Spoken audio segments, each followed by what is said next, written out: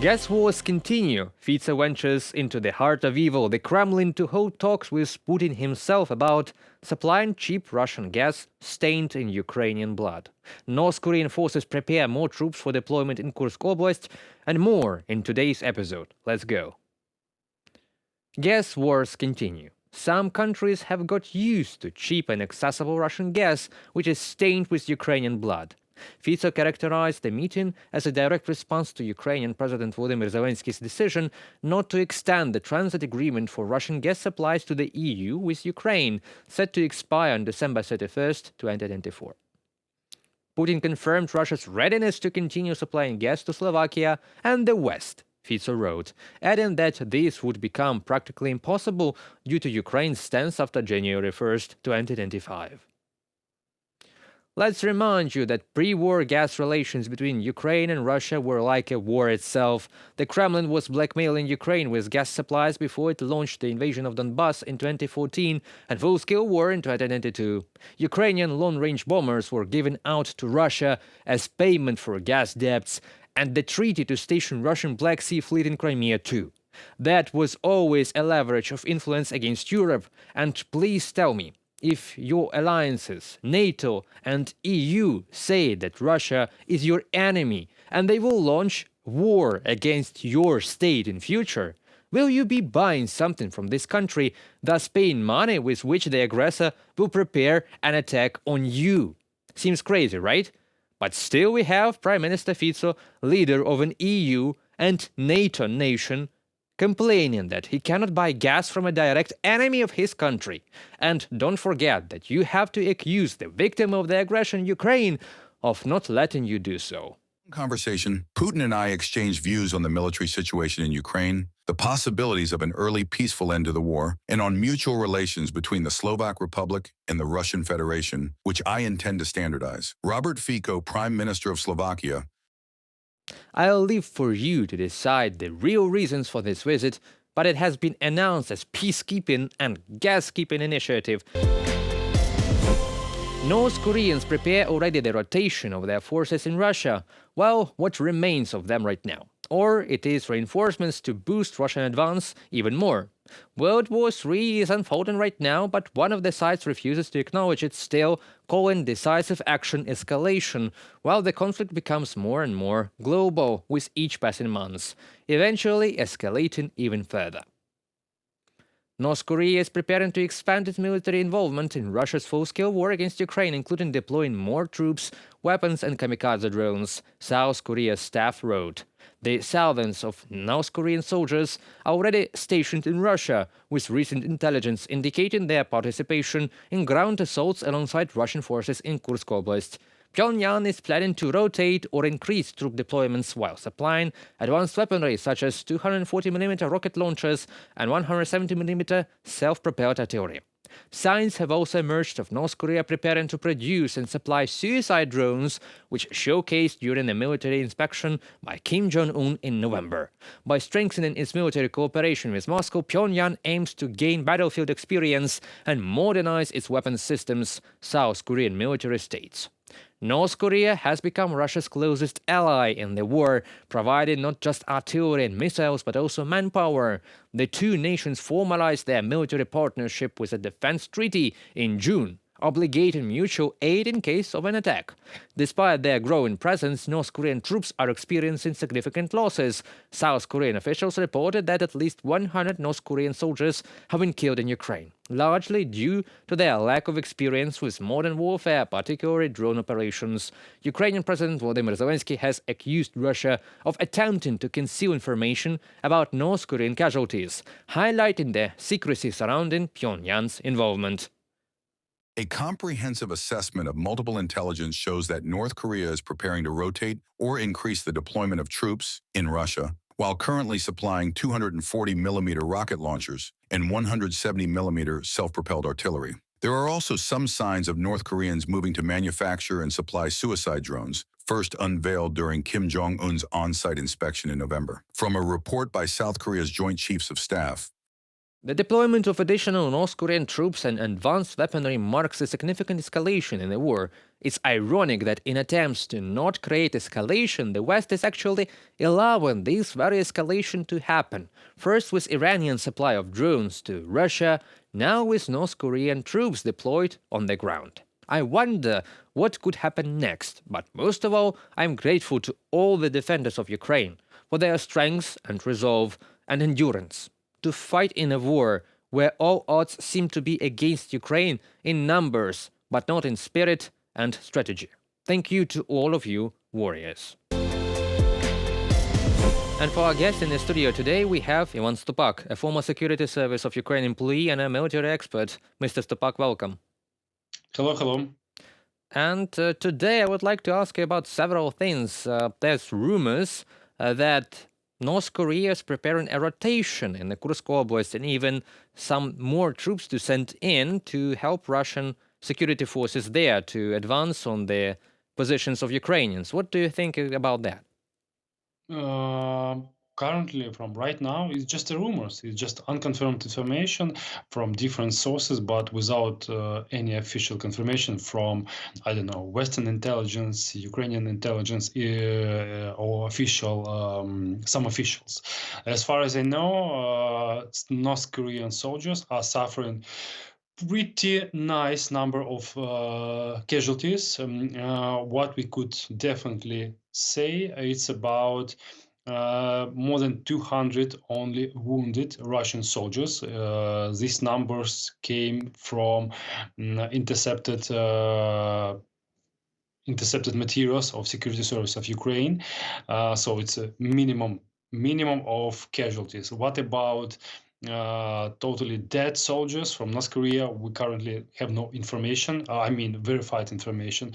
But maybe it's just one of the options. North Korean regime could also supply Russia Federation with new batch of soldiers, but not free of charge. Something should come in return from Russia. It could be gold, some raw materials, maybe oil, maybe combat jets to replace old Soviet era aircrafts in North Korea army. So it could be anything.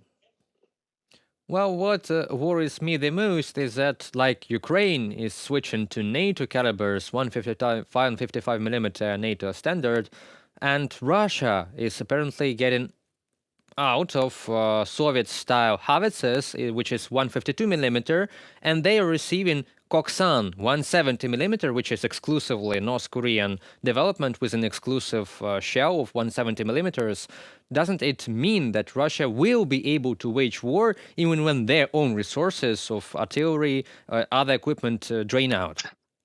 Look, we definitely know that Russians cupboards are all totally bare. We do understand it, and we definitely know it.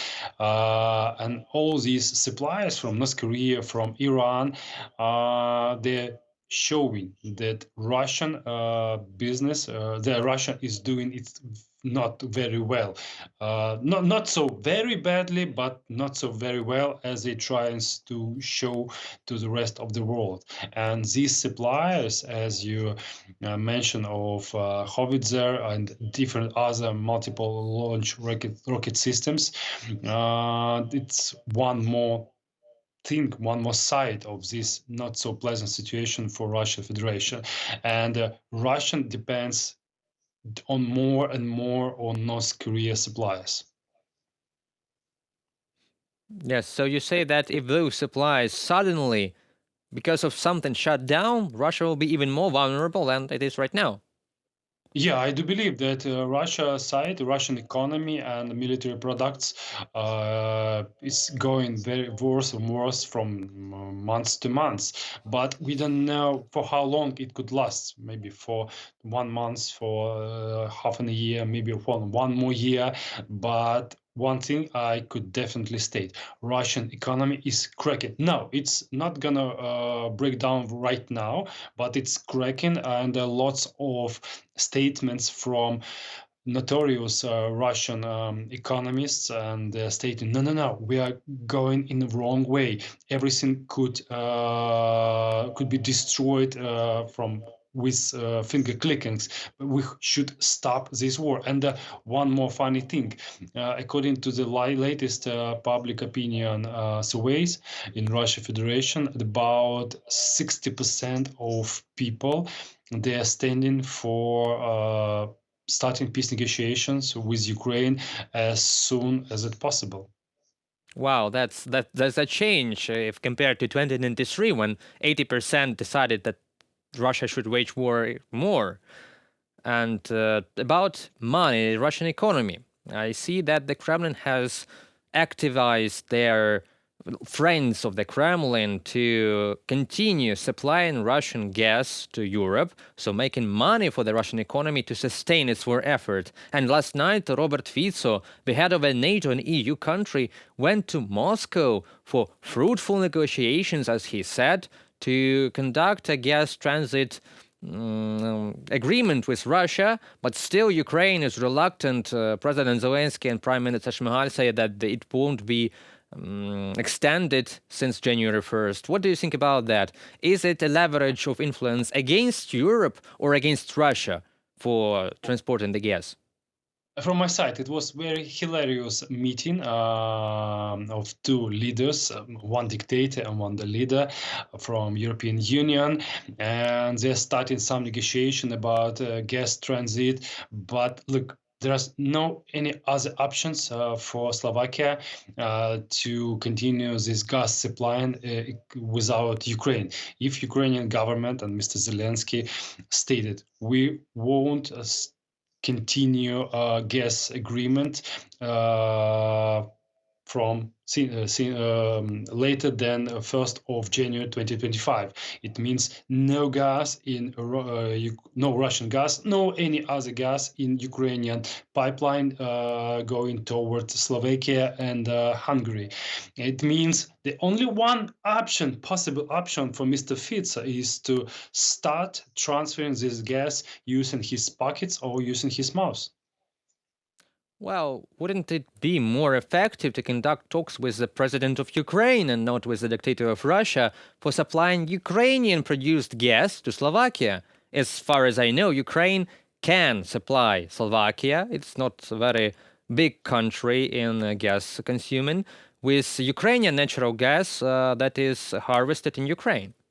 But the price for gas will be much more different with the price from Russian side. It could be, not it could be, it should be the normal market priced gas without any discounts. And it's not very suitable situation for Mr. Fico, for Slovakian economy. And I don't think he will agree to have this kind of deal. Oh, I see what you mean. The gas of the market price is harmful for populism, and that is what maybe holds Mr. Fico to the power in Slovakia, as cheap energy resources for the population.